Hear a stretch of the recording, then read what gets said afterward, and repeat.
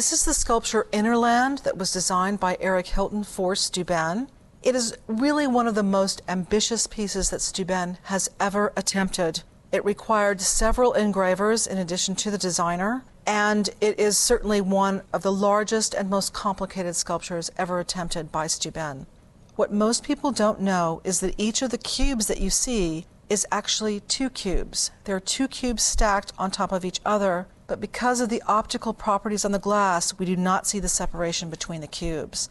When we look at Innerland, there is so much reflection and refraction and transparency and opacity and translucity. All these things come together to make a piece that is really truly an illusion. So much of it is the glass material playing tricks on us.